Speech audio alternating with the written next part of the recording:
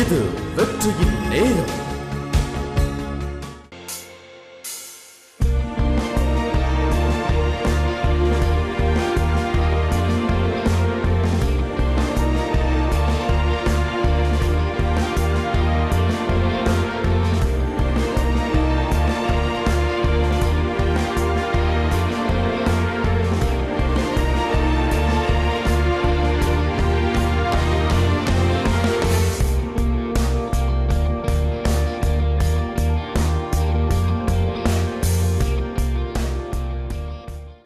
எல்லாரும் சொல்லுவோம், தேவன் அவருடைய வசனத்தை கொண்டு என்னோடு பேசுகிறார். கர்த்தருடைய வசனத்தை விசுவாசிக்கிற நான் விசாலத்திலே நடப்பேன். வாசிப்போம். ரோமர் 5ஆம் அதிகாரம் 1வது வசனத்தை வாசிக்கிறேன். இவ்விதமாக நம் விசுவாசத்தினாலே நீதிமான்கள் ஆக்கப்பட்டிருக்கிறபடியால் நம்முடைய கர்த்தராகிய இயேசு கிறிஸ்துவின் மூலமாய் தேவனிடத்தில் சமாதானம் பெற்றிருக்கிறோம். ஆண்டவராய் இயேசுவை சொந்த இரட்சகராக ஆண்டவராக ஏற்றுக்கொள்ளாதவர்கள் இங்கே இருப்பீர்களானால் இயேசுவை சொந்த இரட்சகராக ஆண்டவராக உங்கள் உள்ளத்திலே ஏற்றுக்கொள்ள வேண்டும். வேதத்தில் எழுதப்பட்டிருக்கிறது, குமாரனை உடையவன் ஜீவனை உடையவன், தேவகுமாரன் இல்லாதவன் ஜீவன் இல்லாதவன் என்று எழுதப்பட்டிருக்கிறது. மனிதன் பிரதானமாக 2 பகுதிகளை உடையவன். ஒன்று ஆவி மனிதன், 2வது சரீர மனிதன். இந்த ஆவிக்குள்ளே மனிதன் சிருஷ்டிக்கப்பட்ட நாளிலே தேவன் அவருடைய ஜீவனை வைத்திருந்தார் என்று வேதம் சொல்கிறது. மனிதன் ஆவியிலேயும் ஜீவனை உடையவனாக இருந்தான், மனிதன் சரீரத்திலேயும் ஜீவனை உடையவனாக இருந்தான். பரிபூர்ண வாழ்வை மனிதன் உண்டாக்கப்பட்ட நாளிலே அவன் அனுபவித்தான். ஆனால் என்றைக்கு தேவனுக்கு விரோதமாக அவன் பாவம் செய்தானோ அன்றைக்கு உள்ளே இருந்த அந்த தேவ ஜீவன் போய்விட்டது. பாருங்க, உள்ளே இருந்த அந்த தேவ ஜீவன் தான் அவனுக்கு வாழ்வு கொடுத்தது. எப்படின்னா, ஒரு மரம் அதனுடைய வேர் எப்படி மரத்துக்கு வாழ்வு கொடுக்கிறதோ அதே போல மனிதனுக்கு உள்ளே இருந்த அந்த தேவ ஜீவன் தான் மனிதனுக்கு வாழ்வு கொடுத்தது. சமாதானமும் நிம்மதியும் அறிவும் ஞானமும் ஐஸ்வர்யமும் ஆரோக்கியமும் வெற்றியும் உள்ளே இருக்கிற அந்த தேவ ஜீவனுக்குள்ளே இருந்துதான் மனிதனுக்கு புரண்டு வந்தது. ஆகவே மனிதன் என்றைக்கு பாவம் செய்தானோ அன்றைக்கு இந்த தேவ ஜீவனை அவன் இழந்து போனான். தேவ ஜீவன் போன மாத்திரத்தில் எப்படி ஒரு மரத்தினுடைய வேர் காஞ்சி போனதுனால மரம் வாடி போகிறதோ அதே போல மனிதன் குறைவுபட்டவனாக மாறிவிட்டான். வாழ்க்கையில தடுமாறுகிறவனாக அவன் மாறிவிட்டான். உள்ளத்துல வெறுமை, மனதுல நிம்மதி இல்லாமை, சரீரத்துல வியாதி, குடும்பத்துல சண்டை, கையின் பிரயாசங்கள்ல நஷ்டம், இவ்விதமாக மனிதன் பாதிக்கப்பட்டு போய்விட்டான். ஏனென்றால் உள்ளே இருந்த அந்த தேவ ஜீவன் பாவத்தினாலே போய்விட்டது. இன்றைக்கும் தேவனற்ற மனுஷனுடைய நிலைமை அதுதான். பாருங்க, இந்த உலகத்துல தேவனற்ற மனிதனுடைய எல்லாருடைய நிலைமையும் அதுதான். தடுமாறுகிற ஒரு வாழ்க்கை வாழுகிறார்கள். ஆனால் தேவன் மனிதர்களை நேசிக்கிறார். தேவன் அன்றும் இன்றும் என்றும் அன்புள்ளவராகவே இருக்கிறார். ஆகவே மனிதன் இழந்து போன அந்த தேவ ஜீவனை அவனுக்கு திரும்ப கொடுக்கும்படியாக அவரே இயேசு என்கிற பெயரில் இந்த உலகத்திலே வந்தார். இயேசு ஒரு மதம் அல்ல, மனிதனுக்கு அவர் ஜீவனாகவே வந்தார் என்று வேதம் சொல்லுகிறது. பாருங்க, இயேசு மனிதனுக்கு ஜீவனாகவே இருக்கிறார். அவர் இந்த உலகத்தில் வந்தபோது சொன்னார், நானே வழியும் சத்தியமும் ஜீவனுமா இருக்கிறேன். பாருங்க, பணம் நல்லது, ஆனால் பணம் ஒரு மனுஷனுக்கு ஜீவன் அல்ல. படிப்பு நல்லது, ஆனால் படிப்பு மனுஷனுக்கு ஜீவன் அல்ல. நன்மைகளும் மேன்மைகளும் நல்லது, ஆனால் அவைகள் மனிதனுக்கு ஜீவன் அல்ல. மனிதனுக்கு ஜீவன் ஒரே ஒருவர், அவருடைய பெயர் இயேசு. ஆகவே மனிதன் இழந்து போன அந்த தேவ ஜீவனை, அந்த வாழ்வை மனிதனுக்கு கொடுக்கும்படியாக இயேசு இந்த உலகத்திலே வந்தார். பாவம் செய்த மனுஷனுக்கு தேவ ஜீவனை டக்கு டக்குன்னு கொடுத்துட்டு போயிட முடியாது. ஏனென்றால் மனிதனுடைய பாவம் தண்டிக்கப்பட வேண்டும். மனிதன் தேவ ஜீவனை பெற்றுக்கொள்வதற்கு தகுதி பெற வேண்டும். ஆகவேதான் இயேசு சிலுவையில் அடிக்கப்பட்டார். ஆகவேதான் இயேசு சிலுவையிலே ரத்தம் சிந்தினார்.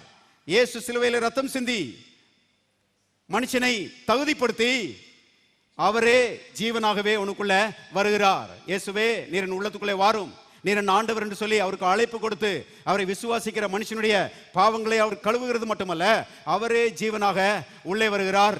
உள்ளே ஜீவனாக அவர் வரும்போது அருமையானவர்களே, அது காலவட்டத்தில் பரிசுத்தமாக, ஆரோக்கியமாக, ஐஸ்வர்யமாக, நன்மையாக அது வாழ்க்கையை வியாபிக்க ஆரம்பிக்கிறது. மனுஷன் உள்ளேயும் வெளியேயும் வாழ்ந்திருக்கும்படி இயேசு உள்ளே வருகிறார். இயேசு உள்ளே வரும்போது பரிபூர்ண ஜீவன் உள்ளே வருகிறது. வாழ்க்கை ஒளிமயமாக மாறும். நல்ல எதிர்காலம் கண்டிப்பாக உண்டாகும். ஆகவே இந்த காலைவேளையிலே இயேசுவை ஆண்டவராக ஏற்றுக்கொள்ளாதவர்கள் இருப்பீர்களானால், இயேசுவே பரிபூர்ண வாழ்வு எனக்கு வேணும், நீர் உள்ளத்துக்குள்ளே வாரும் என்று சொல்லி அவருக்கு அழைப்பு கொடுங்கள். கர்த்தர் பரிபூர்ண ஜீவனாலே உங்களை நிரப்புவார். இயேசுவை ஆண்டவராக ஏற்றுக்கொண்ட தேவனுடைய மக்கள் யாவரும் நீதிமான்களா இருக்கிறோம் என்கிற சத்தியத்தை நாம் பார்த்து கொண்டு வருகிறோம். பாருங்க, தேவன் நம்மை நீதிமான்களாக ஆக்கி இருக்கிறார். நாம நம்முடைய முயற்சியினால நீதிமான்கள் ஆகல. நீதி என்றால் நான் ஏற்கனவே சொல்லியிருக்கிறேன், மறுபடியும் ஞாபகப்படுத்துகிறேன். தேவனுடைய சமூகத்திலே தைரியமாய் நின்று அவரோடு கூட உறவாடக்கூடிய ஒரு பெரிய ஸ்லாக்கியம், அவரோடு கூட ஐக்கியம் கொள்ளக்கூடிய ஒரு ஸ்லாக்கியம். கவனியங்கள், இதுதான் நீதி. இந்த நீதியை தேவனே நமக்கு என்ன செய்திருக்கிறார், கொடுத்திருக்கிறார். நாம நீதியை பெற்றுக்கொள்ள முடியாது. மனுஷன் எவ்வளவு பிரயாசப்பட்டாலும் இந்த தேவ நீதியை பெற்றுக்கொள்ள முடியாது. ஆனால் தேவன் நம்மை நேசிக்கிறபடினாலே அவர் இயேசுவை கல்வாரி சிலுவையிலே அடிக்கப்பட ஒப்பு கொடுத்து அவருடைய புண்ணியத்தினாலே அருமையானவர்களே நம்மை நீதிமான்கள் ஆக்கி இருக்கிறார். நாம் நீதிமான்கள் ஆக்கப்பட்டிருக்கிறது ஒரு அற்புதம் என்பதை தெரிந்து கொள்ளுங்கள். கவனிங்க, தேவன் அவருடைய அற்புத செயலினாலே நம்மை நீதிமான்கள் ஆக்கி இருக்கிறார். எத்தனை பேர் ரட்சிக்கப்பட்டிருக்கிறீங்க? எல்லாரும் கரங்களை எடுத்து சொல்லுவோம், தேவன் என்னை நீதிமானாக மாற்றி இருக்கிறார். மறுபடியும் சொல்லுவோம், தேவன் என்னை நீதிமானாக மாற்றி இருக்கிறார். இன்னொரு முறை சொல்லுவோம், தேவன் என்னை நீதிமானாக மாற்றி இருக்கிறார். எத்தனை பேர் சந்தோஷமா இருக்கிறீங்க? தேவனே அருமையானவர்களை நம்மை நீதிமான்களாக்கி இருக்கிறார். இது தேவன் செய்த ஒரு அற்புதம். பாருங்க, நான் ஏற்கனவே காண்பித்த அந்த வசனத்தை மறுபடியும் காண்பிக்க விரும்புகிறேன். வாசிக்கலாம். 2 கொரிந்தியர் புஸ்தகம் 5ஆம் அதிகாரம் 21வது வசனம். நாம் அவருக்குள் தேவனுடைய நீதியாகும்படிக்கு பாவமறியாத அவரை நமக்காக பாவமாக்கினார். இந்த வசனம் பாருங்க, இயேசுவின் சிலுவைக்கு 2 பக்கங்கள் இருக்கிறது என்று சொல்கிறது. ஒன்னு, பாவமறியாத இயேசு பாவமாக்கப்பட்டார். அடுத்த பக்கம், நீதி அறியாத நாம் நீதிமான்களாக்கப்பட்டோம். கவனிங்க, பாவமறியாத இயேசு பாவமாக்கப்பட்டது அற்புதம்னு எத்தனை பேர் சொல்றீங்க? நல்லா கவனிங்க. பாவம் செய்து பாவி ஆகிறது அது நேச்சுரல் கோர்ஸ். ஆனா இயேசு பாவமே அறியாதவர், பாவமே செய்யாதவர். ஆனால் அவரை பற்றி எழுதப்பட்டிருக்கிறது, அவர் சிலுவையிலே பாவமானார். இது தேவனுடைய ஒரு அற்புத செயல். தேவன் மனிதர்கள் எல்லாரையும் நேசித்தபடினாலே எல்லா மனுஷனுடைய பாவத்தையும் எடுத்து இயேசுவின் மேலே சுமத்தி, அருமையானவர்களே, இயேசுவை தேவன் பாவமாக்கினார். தேவனுடைய அற்புத செயலினாலே இயேசு சிலுவையிலே பாவமாக்கப்பட்டார். இப்ப கவனிங்க, அடுத்த பக்கம் என்னன்னா, நீதி அறியாத நாம் நீதிமான்கள் ஆக்கப்பட்டோம். எந்த தேவனுடைய அற்புத செயல் பாவமறியாத இயேசுவை பாவமாக்கினதோ அதே தேவனுடைய அற்புத செயல் நீதி அறியாத நம்மை நீதிமான்கள் ஆக்கி இருக்கிறது. நாம் இதுக்கு கரையும் கொடுக்கல. அருமையானவர்களே, இயேசு அதற்கு கரையும் கொடுத்தார். தேவன் அவருடைய அற்புத செயலினாலே நம்மை நீதிமான்கள் ஆக்கி இருக்கிறார். கரங்களை உயர்த்தி சொல்லுவோம், தேவன் என்னை அவருடைய அற்புத செயலினாலே நீதிமான் ஆக்கி இருக்கிறார். மறுபடியும் சொல்லுவோம், தேவன் என்னை அவருடைய அற்புத செயலினாலே நீதிமான் ஆக்கி இருக்கிறார். கவனிங்க, இதுதான் நம்முடைய பாக்கியம். ஏன் இதை திரும்ப திரும்ப சொல்லுகிறோம்னா, நீதிமான்கள் ஆக்கப்பட்டிருக்கிறோம் என்பதை எவ்வளவு தூரம் ஆழமாய் நம்ம அறிந்து கொள்கிறோமோ அவ்வளவு தூரம் தான் நம்முடைய விசுவாசம் வேலை செய்யும். அருமையானவர்களே, அவ்வளவு தூரம் தான் நாம் கர்த்தருடைய ஆசீர்வாதத்தை பெற்று அனுபவிக்க முடியும். கவனிங்க, ஆகவேதான் நாம் நீதிமான்களா இருக்கிறோம்ங்கிற சத்தியத்தை தேவனுடைய மக்கள் ஆழமாய் புரிந்து கொள்ள வேண்டும் என்று, அறிந்து கொள்ள வேண்டும் என்று தேவன் விரும்புகிறார். இப்போ அடுத்த பாயிண்ட் என்னன்னா, எதற்காக தேவன் நம்மை நீதிமான்கள் ஆக்கினார்? தேவன் நம்மை நீதிமான்கள் ஆக்கினதற்கு என்ன நோக்கம்? ஏன் தேவன் நம்மை நீதிமான் ஆக்கினார்? ஏன் தெரியுமா? நம்மை ஆசீர்வதிப்பதற்காக. எல்லாரும் சொல்லுவோம், ஆசீர்வதிப்பதற்காக. வேதத்தில் எழுதப்பட்டிருக்கிறது, சங்கீதம் 5:12, கர்த்தாவே நீர் நீதிமானை ஆசீர்வதித்து காருண்யம் என்னும் கேடகத்தினால் அவனை சூழ்ந்து கொள்வீர். பாருங்க, நீதிமானை ஆசீர்வதித்து எதற்காக நம்மை நீதிமான்களாக்கினார்? ஆசீர்வதிப்பதற்காக, கஷ்டப்படுத்துவதற்காக அல்ல. அருமையானவர்களே, பாடுபடுத்துவதற்காக அல்ல, ஆசீர்வதிப்பதற்காக. அருமையானவர்களே, கர்த்தர் நம்மை நீதிமான்கள் ஆக்கி இருக்கிறார். இன்னைக்கு கிறிஸ்தவ வட்டாரத்தில் அநேக பிரசங்கியார்கள் தப்பா பிரசங்கம் பண்றாங்க.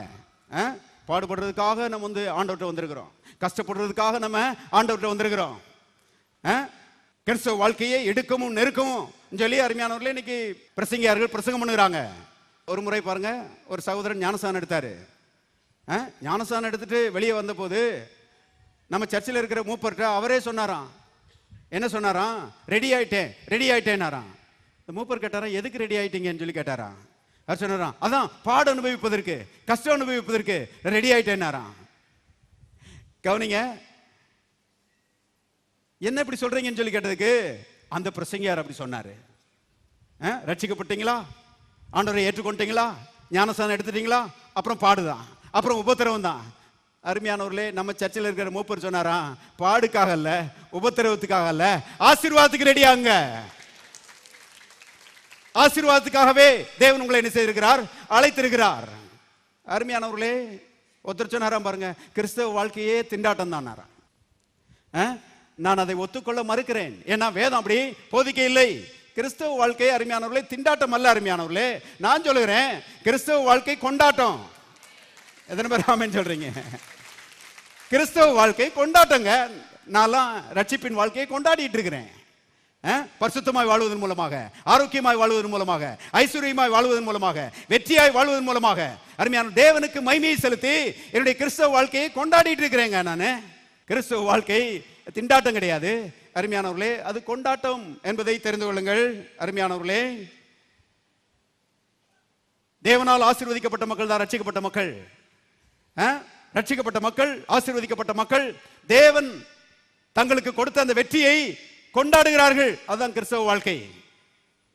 பாருங்க, பழைய ஏற்பாட்டில் மோசே, ஆரோன் ரெண்டு பேரும் பார்வோன்ட்ட போறாங்க. பார்வோன்ட்ட போய் அவன்கிட்ட சொல்றாங்க, எகிப்து தேசத்தில் இருக்கிற 30 லட்சம் இஸ்ரவேல் மக்களை நீங்க வந்து விடுதலையாக்கி விடணும். அவங்கள வந்து அடிமைத்தனத்திலிருந்து விடுதலையாக்கி விட்டுவிட வேண்டும் சொல்லி இந்த மோசையும் ஆரோனும் பார்வோன்ட்ட போய் கேட்கிறாங்க. பார்வோன் சொல்றான், எதுக்காக விடணும் அப்படின்னு சொல்லி கேட்கிறான். அதுக்கு மோசே சொல்லுகிறான், நாங்கள் 3 நாள் வனாந்திரத்தில் பிரயாணம் போய் எங்கள் தேவனாகிய கர்த்தருக்கு பண்டிகை கொண்டாட வேண்டும். எல்லாரும் சொல்லுவோம், பண்டிகை கொண்டாட வேண்டும்.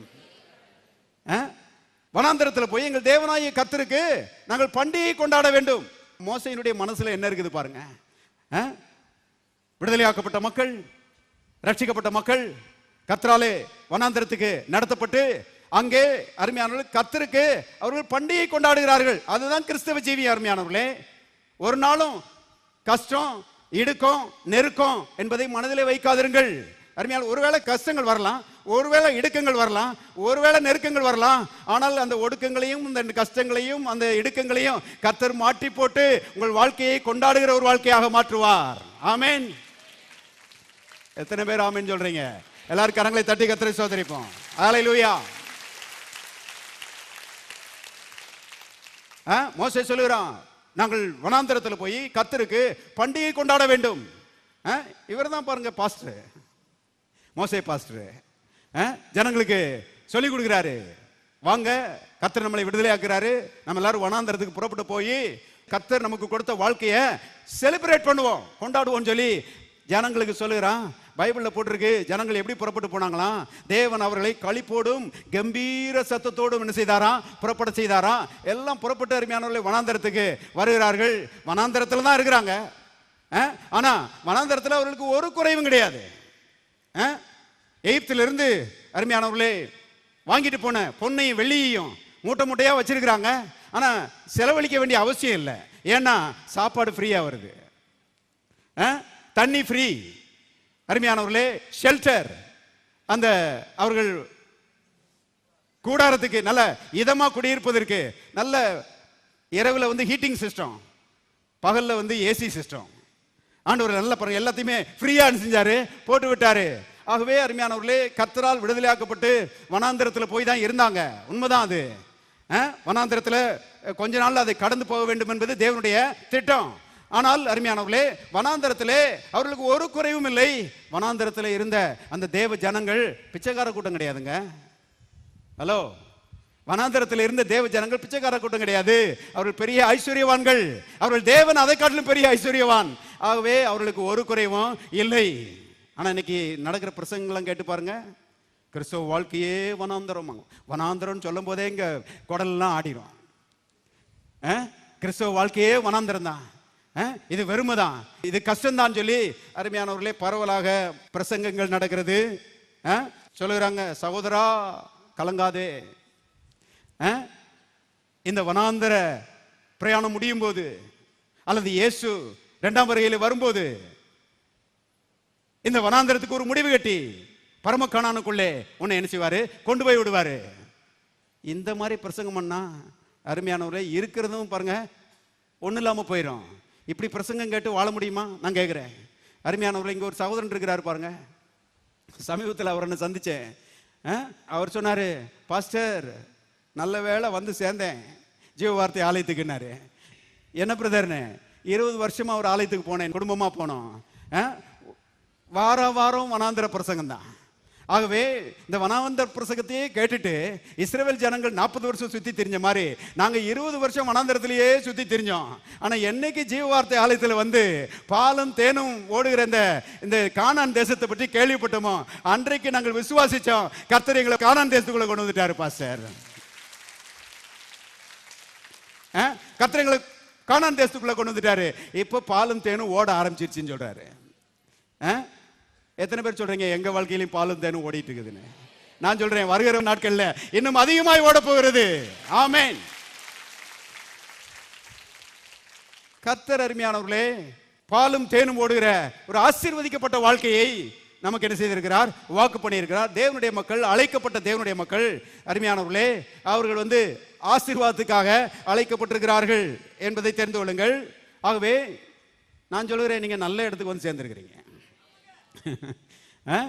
இந்த சத்தியத்தெல்லாம் கேட்கிற நீங்கள் அருமையானவர்களே, உங்க சந்ததி சந்தானமாய் ஆசீர்வாதத்திலே வாழ கர்த்தர் உங்களுக்கு என்ன செய்வார், உதவி செய்வார். நல்ல சத்தியங்களை என்ன செய்யணும், கேட்கணும். நம்முடைய தேவன் நல்ல தேவன். நம்மை வந்து ஆசீர்வாதத்துக்கு என்றே என்ன செய்திருக்கிறார், அழைத்திருக்கிறார். ஆதாமை ஏவாளை குறித்து நான் காண்பித்தேன். அவர்கள் உருவாக்கி தேவன் செய்த முதல் காரியம் அவர்களை ஆசீர்வதித்தார். வாசிங்க, ஆதியாகமம் 5ஆம் அதிகாரம் 1-2 ஆகிய வசனங்களை வாசிக்கிறேன். ஆதாமின் வம்ச வரலாறு. தேவன் மனுஷனை சிருஷ்டித்த நாளிலே அவனை தேவ சாயலாகவே உண்டாக்கினார். அவர்களை ஆணும் பெண்ணுமாக சிருஷ்டித்து, எல்லாரும் சேர்ந்து வாசிங்க, அவர்களை ஆசீர்வதித்து அவர்களை சிருஷ்டித்த நாளிலே அவர்களுக்கு மனுஷர் என்று பெயரிட்டார். தம்முடைய சாயலிலே மனுஷனை உண்டாக்கி அருமையானவர்களே இங்கே தேவன் அவர்களை ஆசீர்வதித்தார் என்று நாம் வாசிக்கிறோம். முதல் வேலை ஆசீர்வதிக்கிற வேலை தான். ஏன்னா கர்த்தரை பொறுத்த அளவுல மனிதன் ஆசீர்வாதத்துக்காக தான் படைக்கப்பட்டிருக்கிறான். அவருடைய எண்ணங்களிலே, in the forefront of his thinking, அவருடைய எண்ணங்களில் மேன்மையான ஒரு இடத்திலே அருமையானவர்களே ஆசீர்வாதம் தான் இருக்கிறது என்பதை தெரிந்து கொள்ளுங்கள். அதனாலதான் சங்கீதக்காரன் சொல்லுகிறான், கர்த்தர் நம்மை நினைத்திருக்கிறார், அவர் நம்மை என்ன செய்வார், ஆசீர்வதிப்பார். எல்லாரும் கரங்களை வேறு சொல்லுவாங்க, கர்த்தர் என்னை நினைத்திருக்கிறார், என்னை ஆசீர்வதித்திருக்கிறார். மறுபடியும் சொல்லுவாங்க, கர்த்தர் என்னை நினைத்திருக்கிறார், என்னை ஆசீர்வதித்திருக்கிறார். இன்னொரு முறை சொல்லுவாங்க, கர்த்தர் என்னை நினைத்திருக்கிறார், என்னை ஆசீர்வதித்திருக்கிறார். நம்மை அருமையானவர்கள் எண்ணும் போது, நம்மளை நினைச்சு பார்க்கும் போது அருமையானவர்களே ஆசீர்வதிக்கும்படியே கர்த்தர் என்ன செய்கிறார், நினைக்கிறார். யாரை தண்டிக்கலாம்னு நினைக்கல, கவனிங்க. யாரை அடிக்கலாம், யாரை வீழ்த்தலாம், இது பிசாசு செய்யற வேலைங்க. பிசாசு செய்யற வேலையை கொண்டு வந்து தேவன் செய்கிறான்னு சொல்லி என்ன செய்யக்கூடாது, கனெக்ட் பண்ணக்கூடாது. தேவன் இரக்கத்தின் தேவன், கிருபையின் தேவன். அவர் அன்றும் இன்றும் ஆசீர்வதிக்கிறவராகவே இருக்கிறார். ஆகவே ஆதாமை ஏவாளையும் படைத்து தேவன் செய்த முதல் வேலை அவர்களை ஆசீர்வதித்தார் என்று நான் பார்க்கிறோம். பாருங்க, மதவாதிகளுக்கு இது பிடிக்காது. நல்லா கவனிங்க, மதவாதிகளுக்கு ஆசீர்வாதம்னா பிடிக்காது. அவங்களுக்கு பக்தியா இருக்கிறதுனா ரொம்ப பிடிக்கும். ஆனா ஆசீர்வாதம்னா பிடிக்காது. நல்லா கவனிங்க, நம்முடைய தேவன் ஒரு மதவாதி கிடையாது. நம்முடைய தேவன் வெறும் பக்தியை வெறுக்கிறார் என்பதை தெரிந்து கொள்ளுங்கள். அருமையானவர்களே, இயேசு இந்த உலகத்தில் வந்தாரு, வந்து என்ன பிரசங்கம் பண்ணாரு தெரியுமா? ஆசீர்வாதத்தை தாங்க பிரசங்கம் பண்ணாரு. மத்தேயு 5ஆம் அதிகாரம் 6ஆம் அதிகாரம் 7ஆம் அதிகாரத்தை வீட்டில் போய் வாசித்து பாருங்க. இயேசுனுடைய மலை பிரசங்கத்தை அங்கே நம்ம பார்க்கிறோம். கவனிங்க, இயேசு வந்து திரளான ஜனங்கள் கூடி வந்த போது மலையில ஏறி, அருமையானவர்களே, 3 அதிகாரங்கள் அவர்களுக்கு என்ன செய்தார்? பிரசங்கம் பண்ணி இருக்கிறார். அதைத்தான் மலை பிரசங்கம் சொல்றாங்க. அது பாருங்க, ரொம்ப பிரபலமான பிரசங்கம். நம்ம காந்தியடிகள் கூட அதை வாசித்துட்டு ரொம்ப ஆச்சரியப்பட்டு போயிட்டாராம். கவனிங்க, அந்த மலை பிரசங்கத்தினுடைய ஆரம்பத்தில் இயேசு என்ன சொன்னார் தெரியுமா? ஆவியில் எளிமையுள்ளவர்கள் பாக்கியவான்கள், துயரப்படுகிறவர்கள் பாக்கியவான்கள், சாந்த குணம் உள்ளவர்கள் பாக்கியவான்கள், நீதியின் மேல் பசித்தாகம் உள்ளவர்கள் பாக்கியவான்கள், இரக்கம் உள்ளவர்கள் பாக்கியவான்கள், இருதயத்தில் சுத்தமுள்ளவர்கள் பாக்கியவான்கள், சமாதானம் பண்ணுகிறவர்கள் பாக்கியவான்கள், நீதி நிமித்தம் துன்பப்படுகிறவர்கள் பாக்கியவான்கள். எல்லாரும் சொல்லுவாங்க பாக்கியவான்கள். இந்த பாக்கியவான்கள் பாக்கியவான்கள் சொல்லியிருக்கிறாரு. இந்த மொழிபெயர்ப்பாளர்கள் பாருங்க இந்த வார்த்தையை போட்டு விட்டாங்க. இந்த வார்த்தையை போட்டு உண்மையான அர்த்தத்தை நிச்சயிட்டாங்க, கொஞ்சம் மறைச்சிட்டாங்க. அது பாக்கியவான்கள் இல்லைங்க, அது ஆசீர்வதிக்கப்பட்டவர்கள். ஆவியில் எளிமை உள்ளவர்கள் ஆசீர்வதிக்கப்பட்டவர்கள், ஆசீர்வதிக்கப்பட்டவர்கள், ஆசீர்வதிக்கப்பட்டவர்கள், ஆசீர்வதிக்கப்பட்டவர்கள் சொல்லி அருமையானவர்களே 8-9 முறை சொல்லுகிறார். கவனிங்க, அப்ப இயேசுனுடைய பிரசங்கமே ஆசீர்வாத பிரசங்கம் தான். மலை பிரசங்கத்தினுடைய சாராம்சம் என்னன்னா, எப்படி ஆசீர்வாதத்தை பெற்றுக்கொள்வது, ஆசீர்வாதத்தை பெற்றுக்கொண்டு இந்த உலகத்திலே எப்படி வெற்றியாய் வாழ்வது, அதான் மலை பிரசங்கத்தினுடைய சாராம்சம். இயேசு இந்த உலகத்தில் வந்து பேச ஆரம்பிச்ச மாத்திரத்தில் ஆசீர்வாதத்தை பற்றி தான் பேசுகிறாரு. மதவாதிகளுக்கு இது பிடிக்கல. இவங்க என்ன யோசிக்கிறாங்கன்னா, இயேசு எப்படி சிலுவையில் அடிச்சு அவர் வந்து கொல்லலாம். மதம் எப்பவுமே ஆசீர்வாதத்தை விரும்பாது. அதனால தான் நான் சொல்லுகிறேன், நீங்களும் நாங்களும் ஒரு மதவாதிகளாக இருக்க கூடாது. எத்தனை பேர் ஆமென் சொல்றீங்க? நாம மதவாதிகளாக இருக்க கூடாது. அருமையானவர்களே, வெறும் பக்தி கூட்டத்தில் போய் சேரக்கூடாது. அருமையானவர்களே, ஆசீர்வாதத்தின் தேவன் இருக்கிறார், அவரை விசுவாசிக்க வேண்டும், ஆசீர்வாதத்தை விரும்ப வேண்டும், ஆசீர்வாதத்தை சுதந்திரிக்க வேண்டும், ஆசீர்வாதமாய் வாழ வேண்டும், இந்த உலகத்துக்கு ஆசீர்வாதமாய் இருக்க வேண்டும். அதற்காக தான் கர்த்தர் நம்மை என்ன செய்திருக்கிறார்? அழைத்திருக்கிறார். எத்தனை பேர் ஆமென் சொல்றீங்க? அருமையானவர்களே, வெறும் பக்தியை கர்த்தர் வெறுக்கிறார் என்பதை தெரிந்து கொள்ளுங்கள். சில ஆட்கள் பாருங்க இருக்கிறாங்க ஆவிக்குரிய வட்டாரத்தில், ஆசீர்வாதமே எங்களுக்கு வேண்டாம். பெரிய கர்த்தரை காட்டிலும் பெரிய ஆட்கள் இவங்க. கர்த்தர் இவங்களுக்கு ஆசீர்வாதம் வேணும்னு சொல்லும் போது இவங்க எங்களுக்கு ஆசீர்வாதமே வேண்டாம். ஆசீர்வாதத்தை அசட்டை பண்ணுகிற ஆட்கள் ஆவிக்குரிய வட்டாரத்தில் இருக்கிறாங்க, ரட்சிக்கப்பட்ட கூட்டத்தில் இருக்கிறாங்க. நாம அந்த கூட்டத்தில் இருக்கக்கூடாது. அருமையானவர்களே, ஏசா இருக்கிறானே, அவன் வந்து ஆசீர்வாதத்தை அசட்டை பண்ண ஆளு. ஈசாக்கினுடைய மூத்த பையன் அவனுக்கு தான் பாருங்க இந்த சேஷ்ட புத்திர பாகம். சேஷ்ட புத்திர பாகம் வேற எதுவும் கிடையாது, அது கர்த்தருடைய ஆசீர்வாதம். குடும்பத்தில் இருக்கிற பிரதான சொத்து அது முதல் பிறந்த பையனுக்கு உரியது. இந்த ஏசா இருக்கிறானே, இவன் ஒரு நாள் காட்டுக்கு போய் வேட்டையாடிட்டு களைச்சு போய் வரான். ரொம்ப பசி எடுக்குது. தம்பி இருக்கிறானே யாக்கோபு, அவன் குணசாலியும் கூடாரவாசியுமா இருக்கிறான். கேட்டரிங் படிச்சிருப்பான் போல, கூழ் சமைச்சிட்டு இருக்கிறான் வீட்டில். அருமையானவர்களே, ஏசா வர்றான், வந்துட்டு தம்பிகிட்ட கேட்குறான், அந்த கூழை எனக்கு கொடு, பசிக்குதுன்னு சொல்லி கேட்குறான். அதுக்கு யாக்கோபு சொல்லுகிறான், உன் சேஷ்ட புத்திர பாகத்தை எனக்கு வித்து போடு, கூழை உனக்கு தர்றேன் அப்படிங்கிறான். உடனே ஏசா சொல்லுகிறான், சாக போகிறேன், இந்த சேஷ்ட புத்திர பாகம் எனக்கு என்னத்துக்கு அப்படிங்கிறான். கவனிங்க, எதுக்கு இது அப்படின்னு சொல்லி அருமையானவர்களே, சேஷ்ட புத்திர பாகத்தை யாக்கோபுட்ட வித்துட்டு ஒரு நேரம் கூழ வாங்கி குடிச்சிட்டு அவன் பாட்டில் என்ன செய்தான், போயிட்டான். வேதத்தில் எழுதப்பட்டிருக்கிறது, இவ்விதமாய் அவன் சேஷ்ட புத்திர பாகத்தை அசட்டை பண்ணினான் என்று எழுதப்பட்டிருக்கிறது. பிற்காலத்தில் அது கிடைச்சா நல்லா இருக்குமே சொல்லி அருமையானவர்களை இயங்குகிறான். அந்த ஆசீர்வாதம் இருந்தா நல்லா இருக்குமே சொல்லி வாஞ்சிக்கிறான், கதறுகிறான், கண்ணீர் விடுகிறான். ஆனா ஆசீர்வாதம் கிடைக்கல. நிறைய ஆட்கள் இப்படி இருக்கிறாங்க. கவனிங்க, நாம் இந்த கூட்டத்தில் என்ன செய்யக்கூடாது, இருக்கக்கூடாது. அருமையானவர்களே, யாக்கோபை போல ஆசீர்வாதத்தை விரும்புகிறவர்களா இருக்கணும். ஆசீர்வாதம் எனக்கு வேணும். யாக்கோபு சொல்லுகிறான், நீர் என்னை ஆசீர்வாதத்தால் ஒழிய நான் உண்மை நினைச்ச மாட்டேன், போக விட மாட்டேன்னு சொல்லி. கர்த்தருக்கு அது ரொம்ப இஷ்டம் பாருங்க. அருமையானவர்களே, கர்த்தர் வந்து தன்னை பற்றி சொல்லும்போது நான் ஏசாவின் தேவன் சொல்லல, நான் யாக்கோபின் தேவன் என்ன செய்யறாரு சொல்லுகிறாரு. நான் சொல்லுகிறேன், ஆசீர்வாதத்தை விரும்புகிற ஆட்களை கர்த்தர் என்ன செய்கிறார், கனம் பண்ணுகிறார். எத்தனை பேர் ஆசீர்வாதம் வேணும்? ஆண்டவரே, உம்முடைய ஆசீர்வாதம் எனக்கு வேணும், நீர் எனக்கு வேணும், உம்முடைய ஆசீர்வாதம் எனக்கு வேணும்னு சொல்லி அருமையானவர்களே, ஆசீர்வாதத்தை பற்றி கொள்ளுகிறவர்களாய் இருக்க வேண்டும், அசட்டை பண்ணுகிறவர்களாய் இருக்கக்கூடாது என்பதை தெரிந்து கொள்ளுங்கள். அப்ப ஆதாமையும் ஏவாளையும் சிருஷ்டித்து தேவன் செய்த முதல் காரியம் ஆசீர்வாதம். ஆசீர்வாதத்துக்கு என்றுதான் அவர்கள் சிருஷ்டிக்கப்பட்டார்கள். அடுத்தபடியாக ஆபிரகாமை குறித்து நாம் வாசிக்கலாம். வேதத்தை வாசிப்பது நமக்கு நல்லது. வாசிப்போம். ஆதியாகமம் 12 1-2 ஆகிய வசனங்களை வாசிக்கிறேன். கர்த்தர் ஆபிரகாமை நோக்கி, நீ உன் தேசத்தையும் உன் இனத்தையும் உன் தகப்பனுடைய வீட்டையும் விட்டு புறப்பட்டு நான் உனக்கு காண்பிக்கும் தேசத்துக்கு போ. நான் உன்னை பெரிய ஜாதியாக்கி, எல்லாரும் சேர்ந்து வாசிங்க, உன்னை ஆசீர்வதித்து உன் பெயரை பெருமைப்படுத்துவேன். நீ ஆசீர்வாதமாயிருப்பாய். உன்னை ஆசீர்வதிக்கிறவர்களை ஆசீர்வதிப்பேன், உன்னை சபிக்கிறவர்களை சபிப்பேன்.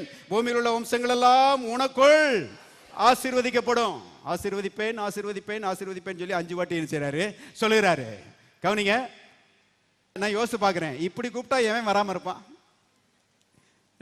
வாயா நான் உன்னை ஆசீர்வதிக்கிறேன் அப்படின்னு சொல்லி கூப்பிட்டா எவன் வராம இருப்பான்? இந்த ஆபிரகாம் இருக்கிறானே, இவன் ஊர் என்கிற கல்தேருடைய பட்டணத்துல, தேவனை அறியாத அந்தகாரத்துல, அருமையானவர்களே, சாப்பாட்டுக்கு கஷ்டப்படுகிற ஒரு வாழ்க்கை வாழ்ந்து கொண்டிருந்த ஒரு மனுஷன், ஒரு தினக்கூலி, ஒரு ஐயோ பாவம், அந்த மாதிரி ஒரு வாழ்க்கை வாழ்ந்து கொண்டிருந்த ஒரு மனுஷன் பாருங்க, அவனை தேடி வந்து கர்த்தர் சொல்றாரு, நான் உன்னை பெரிய ஜாதியாக்குவேன், நான் உன்னை ஆசீர்வதிப்பேன், நான் உன் பேரை பெருமைப்படுத்துவேன், நீ ஆசீர்வாதமா இருப்பாய், உன்னை சபிக்கிறவர்களை சபிப்பேன், உன்னை ஆசீர்வதிக்கிறவர்களை ஆசீர்வதிப்பேன், பூமியில் உள்ள வம்சங்கள் எல்லாம் உனக்குள்ள என்ன செய்யப்படும்? ஆசீர்வதிக்கப்படும். இவன் ஆசீர்வாதத்தை பற்றி கேள்விப்பட்டதே கிடையாது. ஆசீர்வாதம் ஒன்று இருக்குன்னு இவனுக்கு தெரியவே தெரியாது. அருமையானவர்களே, இந்த வார்த்தையவே அவன் கேள்விப்பட்டது கிடையாது. ஆனா தேவன் வந்து இப்படி எல்லாம் சொல்றாரு. சொன்ன மாத்திரத்துல பாருங்க, அவன் ஓடியாந்துட்டான். தகப்பன் வீட்டை விட்டுட்டு ஓடியாந்துட்டான், இனத்தாரை விட்டுட்டு ஓடியாந்துட்டான், தேசத்தை விட்டு எழுதிட்டான், ஓடியாந்துட்டான். ஏன்னா ஆசீர்வாதம் கிடைச்சா போதும். அருமையானவர்களே, கர்த்தரை நம்பி ஆசீர்வாதத்தை விசுவாசிச்சு வருகிறான். வேதத்தில் எழுதப்பட்டு கர்த்தர் ஆபிரகாமை சகல காரியங்களை என்ன செய்தார்? ஆசீர்வதித்தார். நான் கூட அப்படிதான் வந்தேன் பாருங்க. நான் பேர் கிறிஸ்தவ சபையில பிறந்த ஆளு.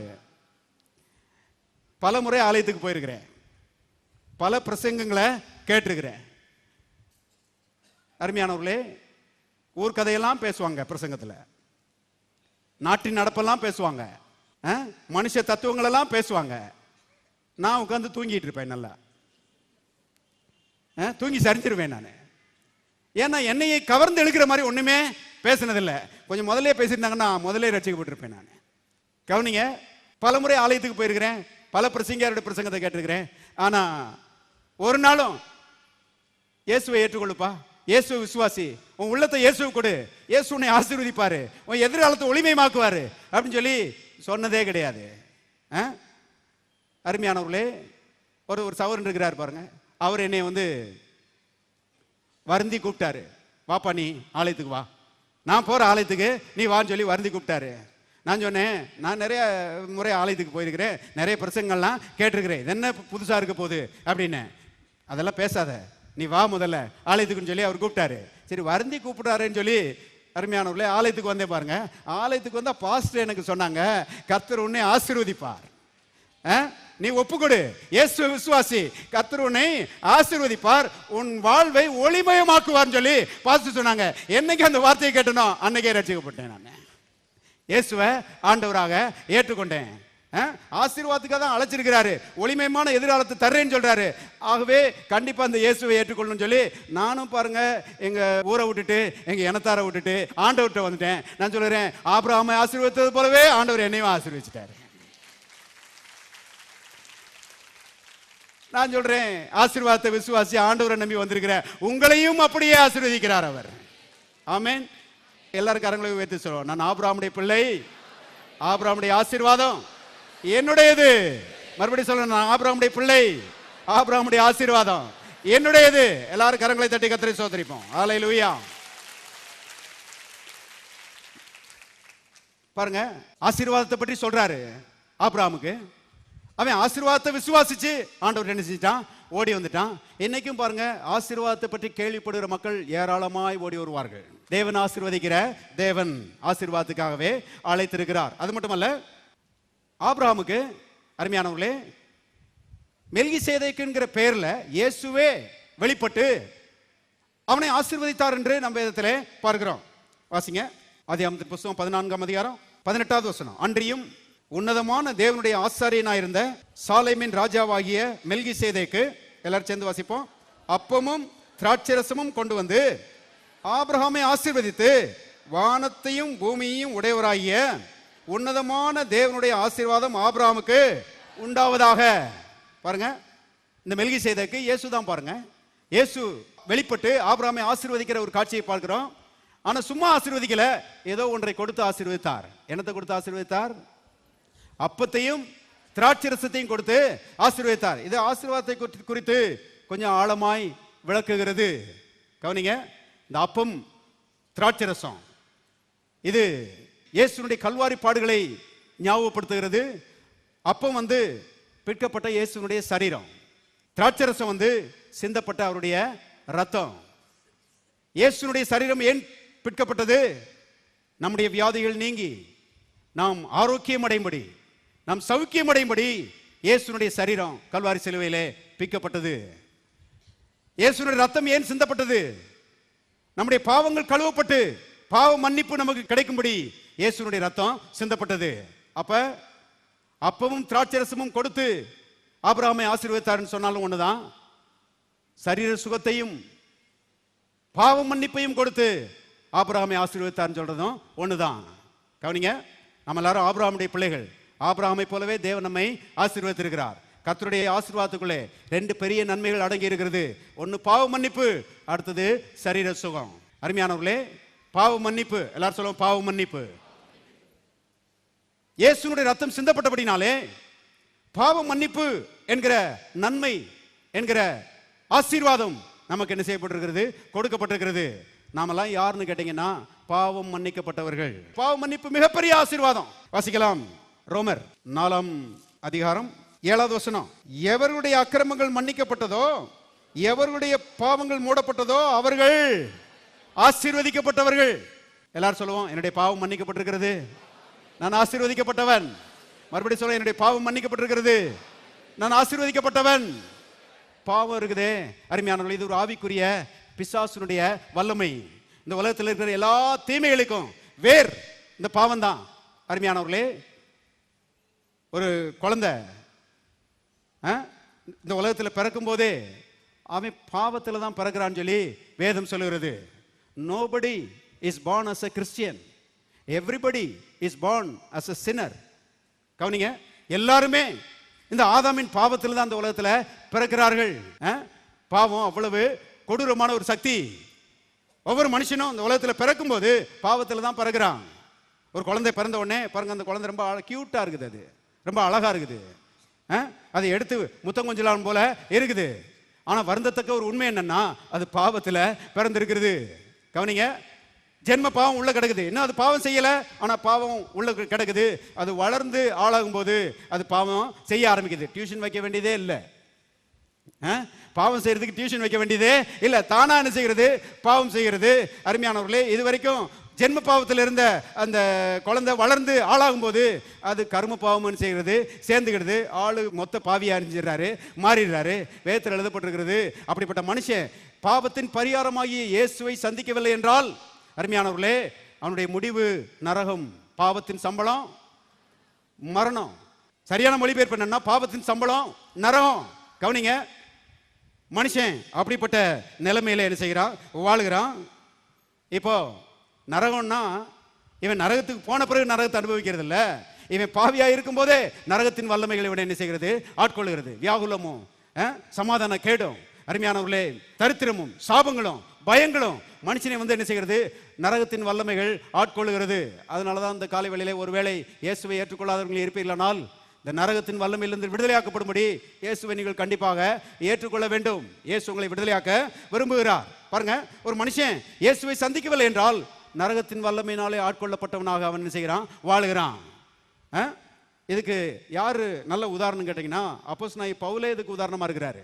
கவனிங்க, அவர் யூத மதத்திலே பிறந்த ஒரு ஆளு, யூத மத சடங்காச்சாரத்தின்படி ரொம்ப கட்டுப்பாடோடு வளர்க்கப்பட்ட ஒரு ஆளு. ஆனா வளர்ந்து வரும்போது அவர் சொல்லுகிறாரு, நான் பாவம் செஞ்சேன்னு சொல்றாரு. வாசிங்க, ரோமர் 7ஆம் அதிகாரம் 19. அதெல்லாம் நான் விரும்புகிற நன்மையை செய்யாமல் விரும்பாத தீமையே செய்கிறேன். ரட்சிக்கப்படுறதுக்கு முன்னாடி அவருடைய வாழ்க்கையை பற்றி சொல்றாரு பாருங்க.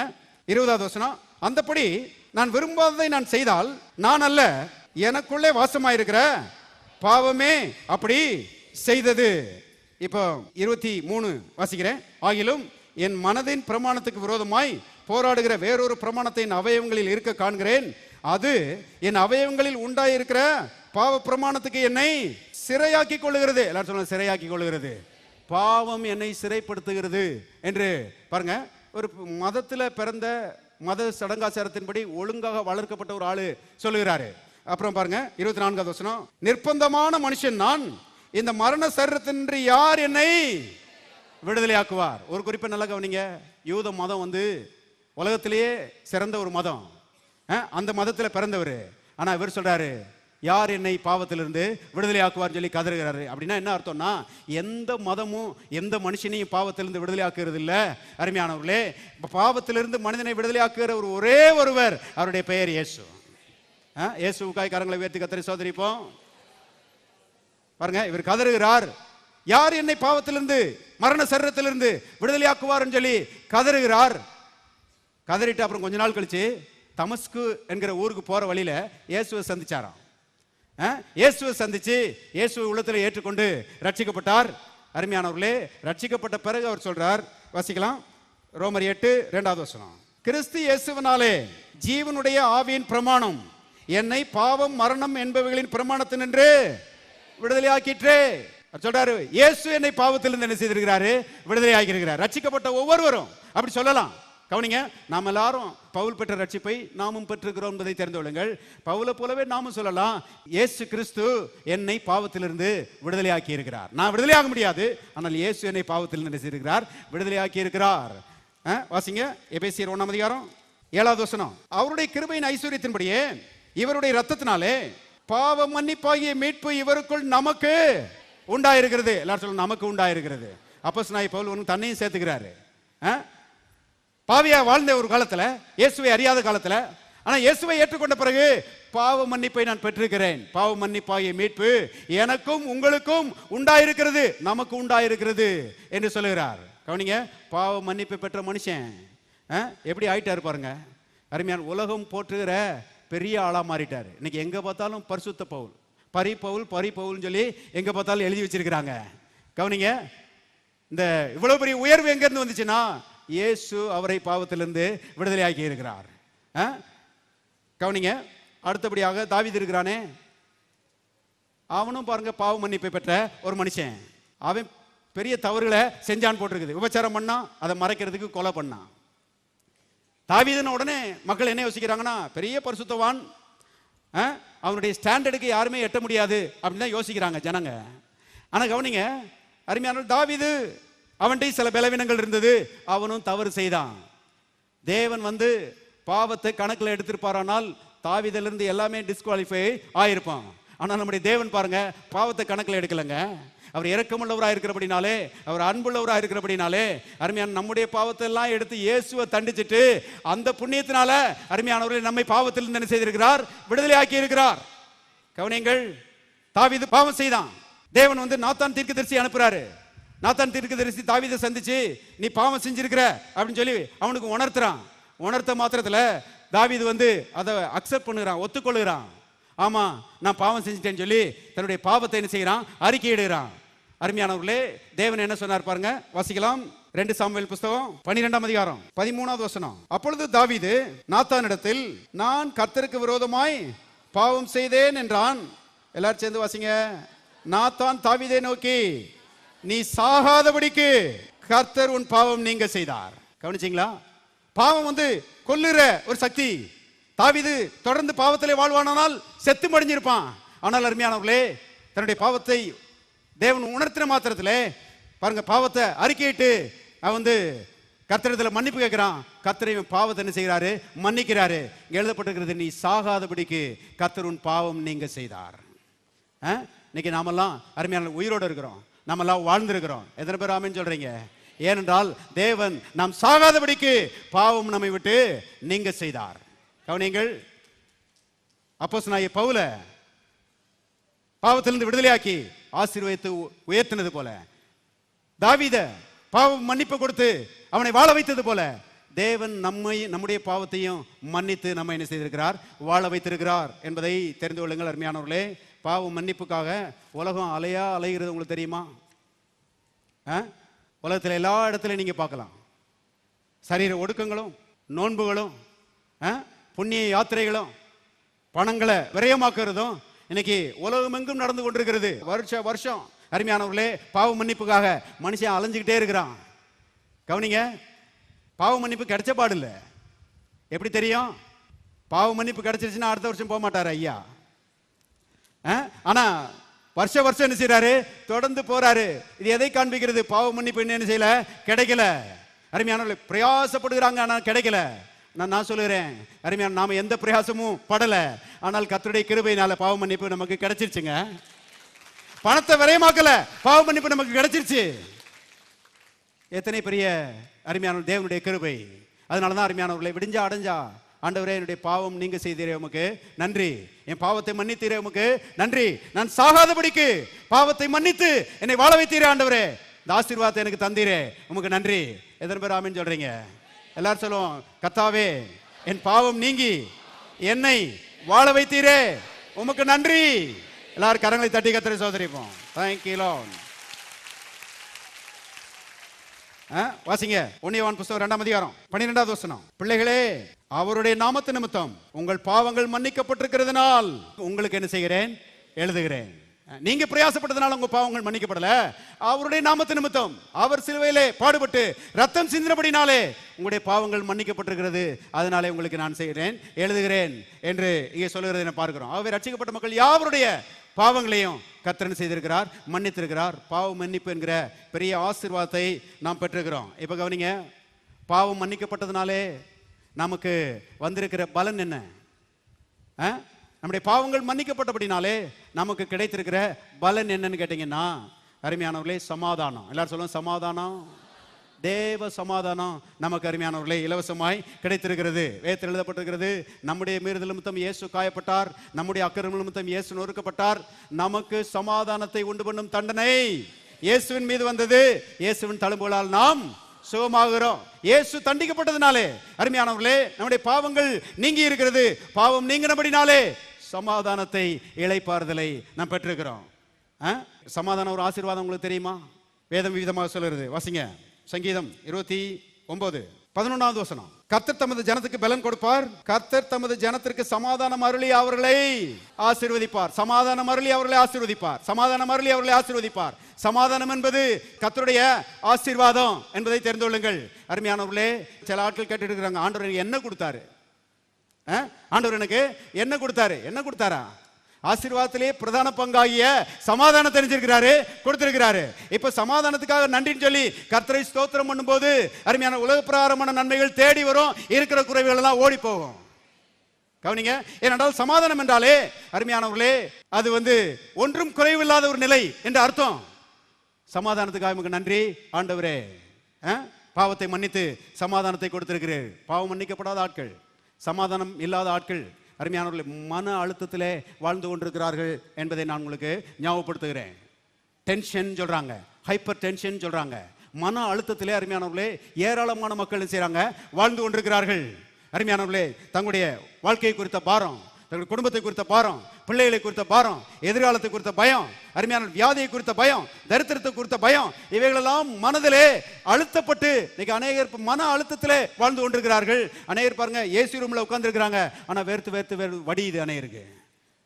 ரட்சிக்கப்படாத மக்கள் கவனிங்க, வீட்டுல ஏசி ரூம்ல படுத்திருக்கிறாங்க, ஆனா தூக்கம் வர மாட்டேங்குது. டாக்டர்கிட்ட போனா டாக்டர் சொல்றாரு, உங்க மன அழுத்தத்து நிமித்தம் தான் உங்க சரீரத்தில் கொடிய வியாதிகள் வந்திருக்கிறது அப்படின்னு சொல்லி டாக்டர் சொல்றாரு.